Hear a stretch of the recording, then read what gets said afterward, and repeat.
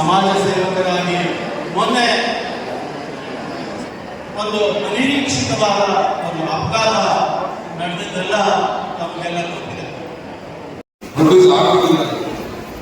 Doctor ತೊಂದರೆ ಇಲ್ಲ, engineering ಓದಿದ್ರು ತೊಂದರೆ ಇಲ್ಲ. ಅಷ್ಟೊಂದು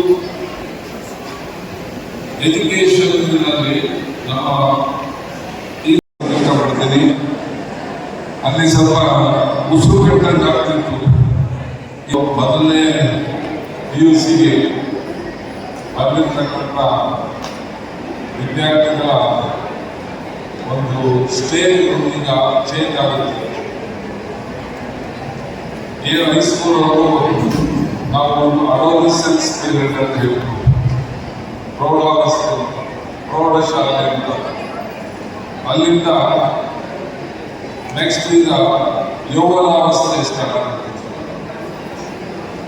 ಇಲ್ಲಿ ಬದಲಾವಣೆಗಳು ತುಂಬಾ ಇರುತ್ತೆ.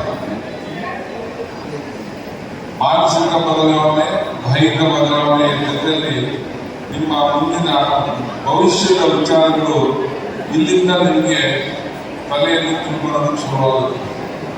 ಇಲ್ಲಿವರೆಗೂ ನೀವು ಎಲ್ಲ ಮಕ್ಕಳಂತೆ ಆಟ ಆಡಿಕೊಂಡು ನಿಮ್ಮ ವಿದ್ಯಾಭ್ಯಾಸವನ್ನು ಮಾಡ್ಕೊಂಡು ಬಂದಿದ್ದೀರ. ಇನ್ನು ಮುಂದಿನ ದಿನಗಳಲ್ಲಿ ನಿಮ್ಮ ಗೋಲ್ ಏನಿದೆ ಅದನ್ನು ಫಿಕ್ಸ್ ಮಾಡ್ಕೋಬೇಕಾಗುತ್ತೆ. ನಿಮ್ಮ ಗುರಿ ಯಾವುದು, ಅದಕ್ಕೆ ಮಾರ್ಗ ಯಾವುದು ಅಂತ ತಿಳ್ಕೋಬೇಕಾಗುತ್ತೆ.